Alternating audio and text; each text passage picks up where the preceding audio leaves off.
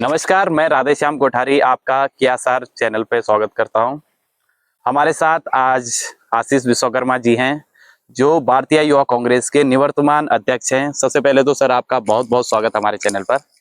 नमस्कार कोठारी जी, बहुत बहुत धन्यवाद कि आपने मुझे अपने चैनल पे आने का मौका दिया। सर सबसे पहले मैं आपका संक्षिप्त परिचय, आप राजनीति में आए हो, तो कहाँ से आपका ये पदार्पण हुआ, कहाँ से शुरुआत हुई और क्या सोच समझ के आप क्या विषय लेकर आप आए हो?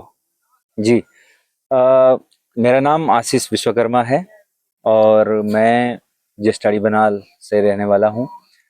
मेरा राजनीति में जो है शुरुआत छात्र राजनीति से हुई। मैं जब ग्रेजुएशन करने देहरादून गया तो 2015 में जो है मैं छात्र संगठनों से जुड़ गया था और उसके बाद लगातार सक्रियता रही और मैंने 2018 में चुनाव लड़ना था, लेकिन उस टाइम पे चुनाव नहीं लड़ पाया।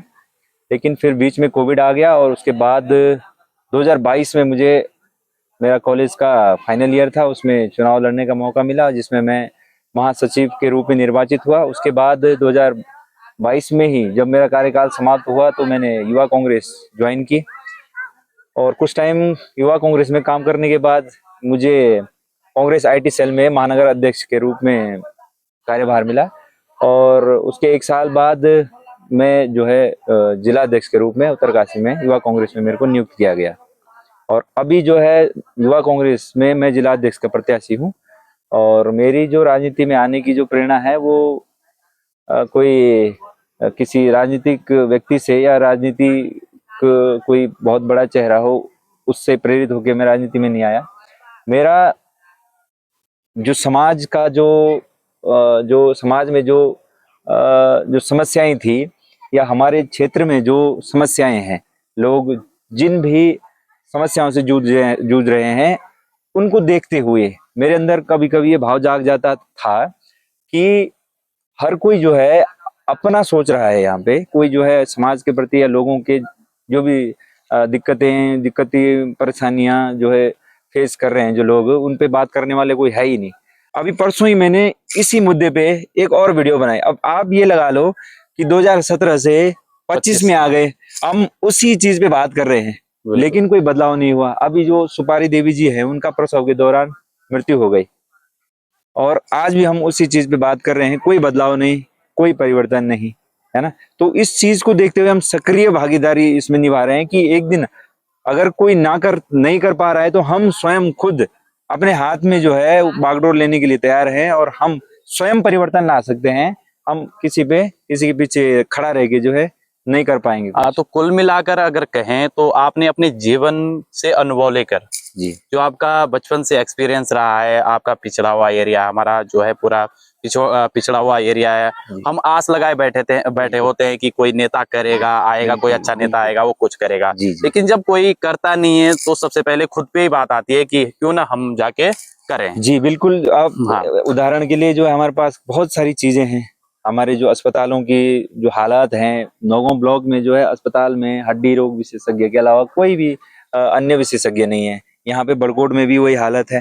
रोडों की समस्या देखो। अब परसों एक उदाहरण मैं आपको दूंगा, मैं सरबड़ियाड़ गया था। सरबड़ियाड़ एक ऐसा क्षेत्र है जहाँ पे नेटवर्क की सुविधा तक जो है वहां पे लोगों के पास नहीं है। अगर कोई इमरजेंसी आ जाती है तो वो संपर्क तक नहीं कर पाते हैं एम्बुलेंस के लिए कि एम्बुलेंस आ जाए, तो रोड बहुत दूर की बात है। अब एक घटना हुई वहां पे, एक व्यक्ति है वो परसों जो है अपने चौक में घर से जो है ऊपर से चौक में गिर गए, ठीक है। तो उनके सर में चोट लगी। अब वो सर में चोट लगी उनके, उन्होंने उसको रात को कैसे भी करके लोगों को इकट्ठा किया, वहां से उनको नीचे रोड तक लाया, फिर गाड़ी की व्यवस्था करी, फिर उनको यहाँ बड़कोट में लाया। बड़कोट में उनको उपचार नहीं मिला, फिर उसके बाद देहरादून रेफर किया गया। देहरादून तक पहुंचते पहुंचते गेट के पास उनकी मृत्यु हो गई, दून अस्पताल के गेट के पास। अब आप ये आकलन करिए कि वो बंदा इतनी विकट परिस्थितियों में वहां तक पहुंच चुका था। अगर वहां पे रोड होती, नेटवर्क होता, सही समय पे एम्बुलेंस पहुंच जाती, वो सही समय पे अगर यहाँ भी अगर उनका इलाज नहीं हो पा रहा था तो देहरादून भी वो सही समय तक पहुंच सकते थे। लेकिन इन सब चीजों के मूलभूत सुविधाओं के अभाव के कारण उनकी मृत्यु हो गई और जो लोग हैं बेचारे वो अपनी किस्मत का रोना रो के जो है इस चीज को भूल जाते हैं। चलो, आपका बहुत बहुत स्वागत है राजनीति के इस मंच पे, और हम आपसे भी आशा उम्मीद करते हैं कि आप जब इस मुकाम पे पहुंचेंगे तो जरूर हालात बदलेंगे। दूसरा सर, आजकल युवा कांग्रेस के संगठनात्मक चुनाव चल रहे हैं, जिसमें आप जिला अध्यक्ष की भागीदारी, पुनः भागीदारी कर रहे हैं। जी। उसके लिए आपने अपनी दावेदारी प्रस्तुत की, जी। और अब तो खैर मेंबरशिप या वोटिंग क्लोज भी हो चुकी है। बिल्कुल। आप क्षेत्र में गए, वोटिंग करवाई, जी।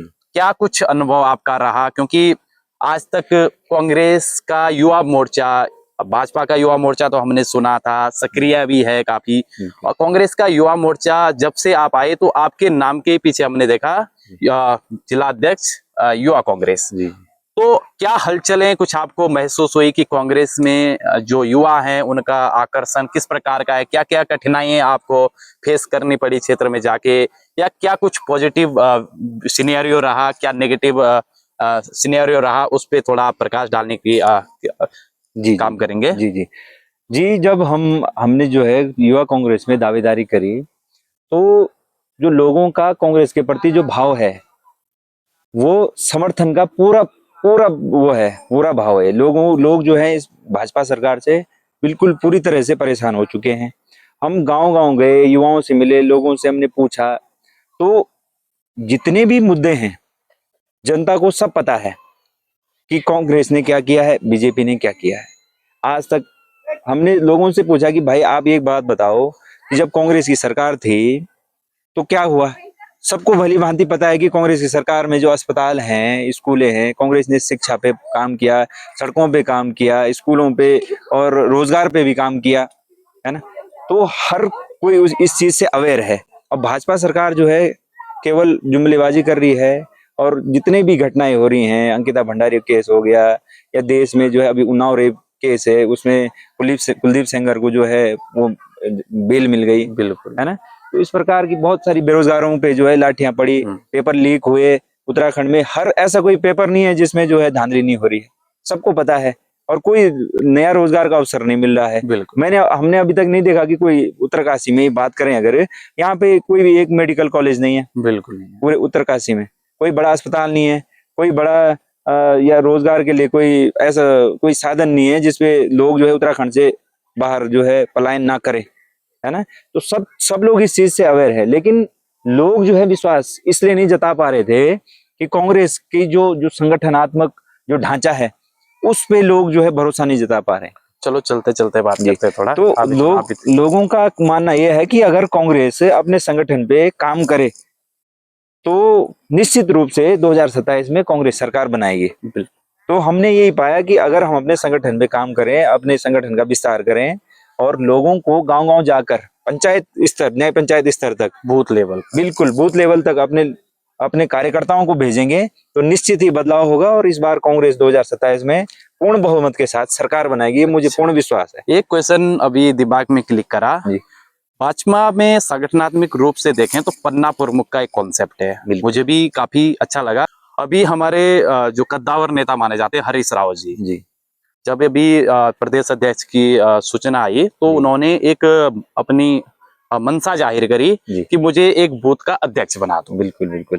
तो हालांकि बहुत सारे लोगों ने अपने फायदे के लिए उस बयान को तोड़ा मरोड़ा, बहुत सारी कोशिशें करी, लेकिन मुझे कहीं ना कहीं उसके पीछे एक सकारात्मक ये लगता है। बिल्कुल क्यों ना एक बड़ा नेता जो पूर्व मुख्यमंत्री रह चुके हैं उस लेवल का नेता क्यों ना एक बूथ अध्यक्ष बने। अगर यह मानसिकता कांग्रेस अपनाती है तो मुझे लगता है कि कांग्रेस जरूर उत्थान कर सकती है। बिल्कुल बिल्कुल कोठारी जी, बहुत अच्छी बात। क्योंकि इसमें क्या होता है कि जो कार्यकर्ता है उसके अंदर कहीं ना कहीं ये भाव होता है कि ये पद मेरे लिए छोटा है, ये पद बहुत बड़ा है। तो ये वाली सबसे पहले तो ये जो कंपैरिजन है ये खत्म हो जाएगा। लोगों के अंदर ये भाव नहीं रहेगा कि हमारे पास छोटा पद है या बड़ा पद है।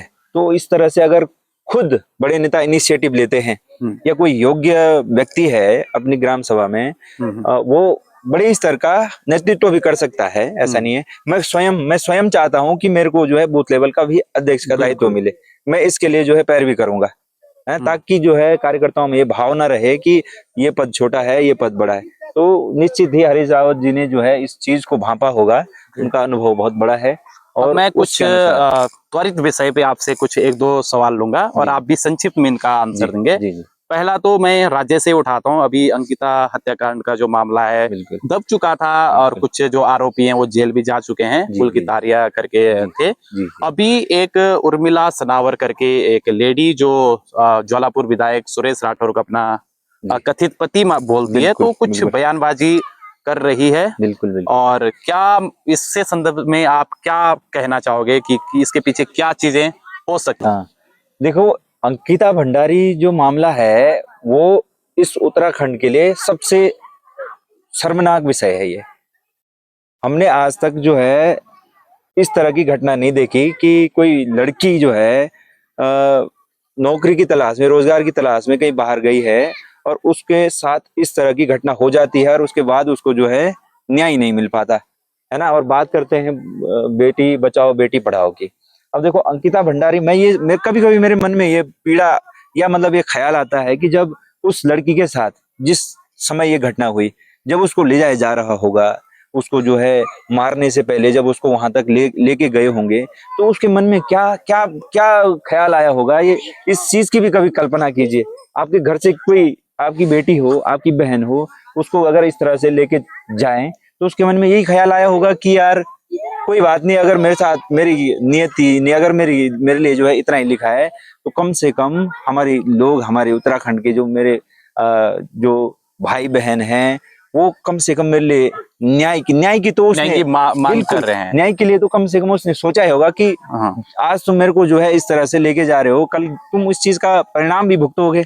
अब देखो, अगर आज उसको ये न्याय नहीं मिलता तो कहीं ना कहीं उसकी आत्मा भी जो है आज रो रही होगी कि इस उत्तराखंड में भाजपा सरकार ने जो है उसके साथ इस तरह का दुर्व्यवहार किया। ये मतलब इसको हम इसकी जितने भी घोर विवत्सना की जाए वो कम है, बिल्कुल बिल्कुल। शर्मनाक है।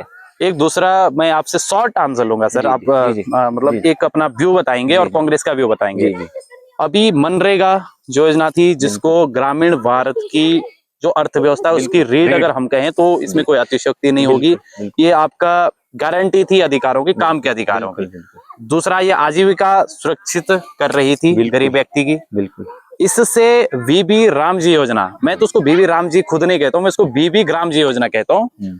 इसको लेकर आपका क्या पॉइंट ऑफ व्यू है?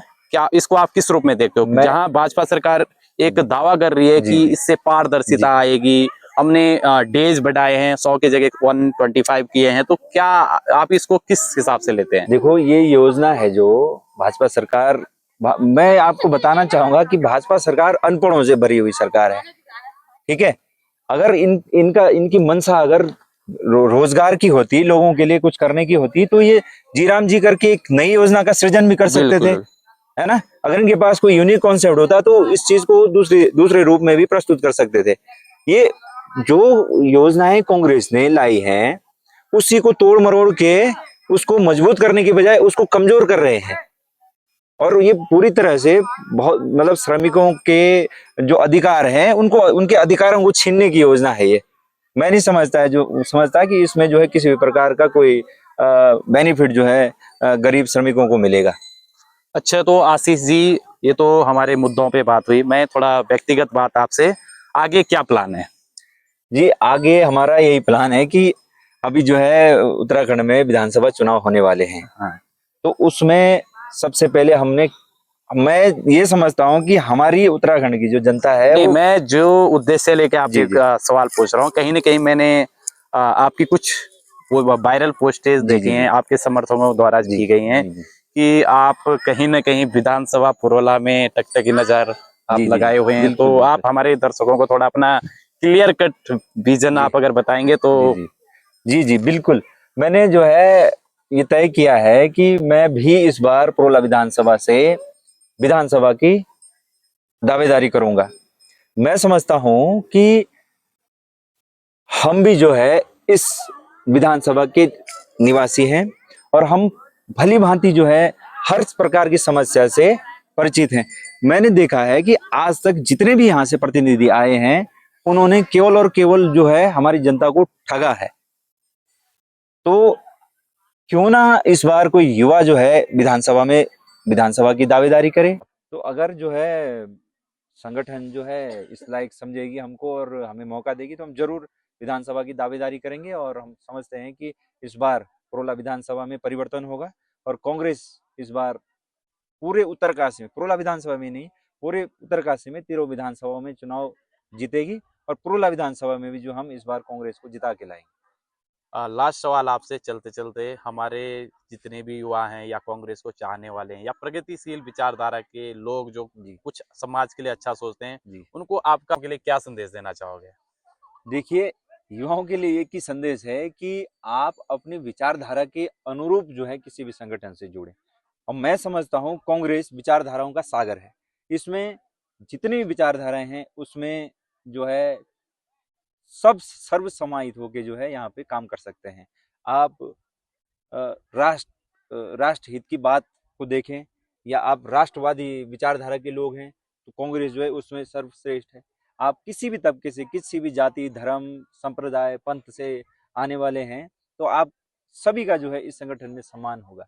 तो मैं यही समझता हूँ कि कांग्रेस विचारधारा वाली पार्टी है। कांग्रेस में जो है युवाओं को मौका मिलता है।